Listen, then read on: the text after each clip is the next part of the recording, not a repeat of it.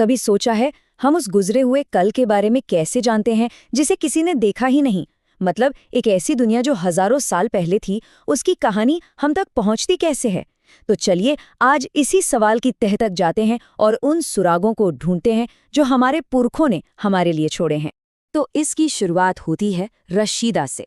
अब हुआ यूं कि एक दिन वो अखबार पढ़ रही थी और अचानक उसकी नज़र एक हेडलाइन पर पड़ी, 100 साल पहले। बस ये पढ़ते ही उसके दिमाग में एक सवाल आया। और रशीदा का ये जो सीधा सादा सा सवाल है ना, वही हमारी आज की पूरी पड़ताल का सेंटर पॉइंट है। सोचिए, ये एक मिस्ट्री की तरह है जिसे हम सब मिलकर सुलझाने वाले हैं। आखिर कैसे कैसे हम गुजरे हुए कल की इस पहेली को सुलझाते हैं? देखिए, किसी भी अच्छी इन्वेस्टिगेशन की शुरुआत कहाँ से होती है? घटनास्थल से। और इतिहास के केस में हमारा घटनास्थल वो जमीन जहाँ शुरुआती लोगों ने अपने कदम रखे। तो चलिए सबसे पहले देखते हैं कि वो लोग रहते कहाँ थे। तो सबसे पहले चलते हैं नर्मदा नदी के किनारे। यहाँ पर कई लाख साल पहले शुरुआती इंसान रहा करते थे। वे ना कमाल के स्किल्ड गैदरर्स थे। मतलब अपने खाने पीने के लिए वो आसपास के घने जंगलों से फल, फूल, जड़ें सब कुछ इकट्ठा करते थे। और हाँ, जानवरों का शिकार भी करते थे।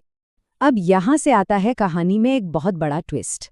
आज से करीब 8000 साल पहले उत्तर पश्चिम की सुलेमान और किरथर पहाड़ियों में लोगों ने पहली बार खेती करना सीखा। गेहूं और जौ जैसी फसलें उगाईं। और इतना ही नहीं, उन्होंने भेड़, बकरी, गाय, बैल जैसे जानवरों को पालतू बनाना भी शुरू कर दिया। ये एक तरह से शिकारी वाली जिंदगी से एक जगह बसने वाली जिंदगी की तरफ पहला सबसे बड़ा कदम था। और ये जो बदलाव था ना, ये सिर्फ एक ही जगह पर नहीं हो रहा था। इंडिया के दूसरे हिस्सों में भी खेतीबाड़ी शुरू हो चुकी थी। जैसे सेंट्रल इंडिया में विंध्य पहाड़ियों के पास, वहां सबसे पहले चावल उगाया गया। तो इससे क्या पता चलता है? यही कि अलग अलग जगहों पर लोग अपने अपने हिसाब से जीने के नए तरीके ढूंढ रहे थे। जरा इस टाइमलाइन पर नजर डालिए। 8000 साल पहले खेती शुरू हुई, फिर करीब 4700 साल पहले सिंधु नदी के किनारे पहले शहर बसे, और उसके भी बाद लगभग 2500 साल पहले गंगा के किनारे शहर आबाद हुए।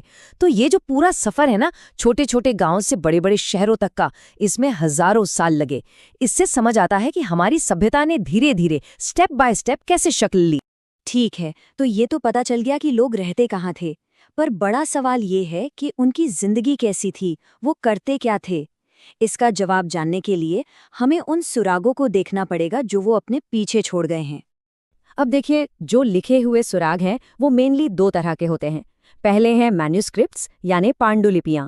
ये हाथ से लिखी जाती थी, ताड़ के पत्तों या पेड़ की छाल पर। तो जाहिर है ये बहुत नाजुक होती थी और वक्त के साथ खराब हो जाती थी। और दूसरी तरफ है इंस्क्रिप्शंस यानी अभिलेख। ये पत्थर या मेटल जैसी हार्ड चीजों पर खोदे जाते थे ताकि हमेशा रहें। इन तस्वीरों को देखिए, अंतर बिल्कुल साफ है। एक तरफ है ताड़ के पत्ते पर लिखी ये नाजुक सी पांडुलिपि, हो सकता है इसमें कोई कहानी या धार्मिक बात लिखी हो। और दूसरी तरफ है पत्थर पर खुदा ये मजबूत अभिलेख, शायद किसी राजा का कोई फरमान। मतलब एक चीज कहानी सुना रही है और दूसरी हुक्म दे रही है, पर दोनों ही पास्ट में झांकने के लिए प्राइसलेस खिड़कियों जैसी हैं। लेकिन सोचिए, इतिहास सिर्फ लिखी हुई चीजों से तो नहीं बनता ना। जो आम लोग थे, किसान, कारीगर, उन्होंने तो अपने बारे में कुछ लिखा नहीं। तो फिर उनकी कहानी हम तक कैसे पहुंची? इसका जवाब हमें मिलता है जमीन के नीचे दबे सुराखों से। जब आर्कियोलॉजिस्ट खुदाई करते हैं ना, तो उन्हें तरह तरह की चीजें मिलती हैं। पुरानी इमारतों के टुकड़े, टूटे फूटे औजार और हथियार, मिट्टी के बर्तन, गहने, पुराने सिक्के, अरे यहाँ तक कि जानवरों की हड्डियां भी मिलती हैं। और उनसे ये पता चल जाता है कि उस जमाने के लोग खाते क्या थे। जैसे कि ये बर्तन देखिए, करीब 4700 साल पुराना है ये सिर्फ मिट्टी का एक टुकड़ा नहीं है। इसकी बनावट, इसका डिजाइन, ये सब हमें उस जमाने के कारीगरों की स्किल के बारे में बताता है। इस पर जो पैटर्न बने हैं वो उनकी आर्टिस्टिक सोच दिखाते हैं। ये उनकी रोजमर्रा की जिंदगी का एक हिस्सा है जो आज भी अपनी कहानी सुना रहा है। या फिर ये चांदी का सिक्का ले लीजिए। ऐसे सिक्के बताते हैं कि उस समय की इकोनॉमी कैसी थी, राजा कौन था, ट्रेड कहाँ कहाँ तक होता था। तो पॉइंट ये है कि हर छोटी से छोटी चीज एक बड़ी कहानी का हिस्सा होती है। तो अब हमारे पास इतने सारे सुराग हैं, कुछ लिखे हुए, कुछ जमीन से निकले हुए। लेकिन सवाल ये है कि इन सब टुकड़ों को जोड़कर पूरी कहानी कौन बनाता है। तो चलिए अब मिलते हैं इतिहास के असली जासूसों से। सबसे पहले हैं आर्कियोलॉजिस्ट यानी पुरातत्वविद।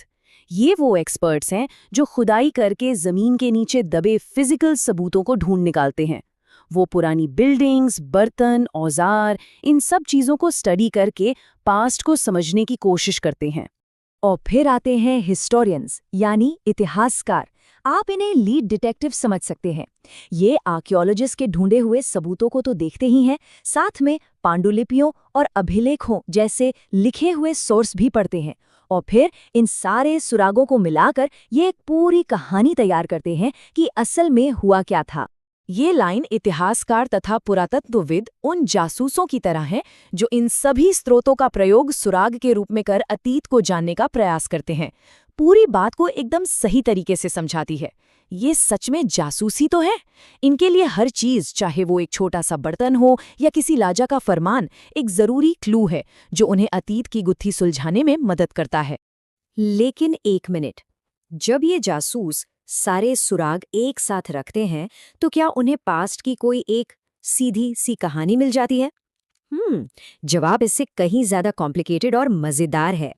देखिए, जिस किताब से ये सारी बातें ली गई हैं उसका टाइटल ही है हमारे अतीत, प्लूरल में अतीत नहीं, अतीतों। ये खुद ही एक बहुत बड़ा इशारा है कि पास्ट की कोई एक कहानी नहीं है। अलग अलग लोगों के लिए पास्ट भी अलग अलग था। इसको ऐसे समझिए, राजा रानी अपनी लड़ाइयों, अपनी जीतों का हिसाब किताब बड़े शान से पत्थर पर लिखवाते थे। क्यों? ताकि लोग उन्हें याद रखें। लेकिन एक आम किसान या एक शिकारी, वो तो बस अपनी जिंदगी जी रहा था। उसके पास कहाँ टाइम या पैसा था कि वो अपनी रोज की जिंदगी का कोई रिकॉर्ड रखे। तो इसका नतीजा क्या हुआ?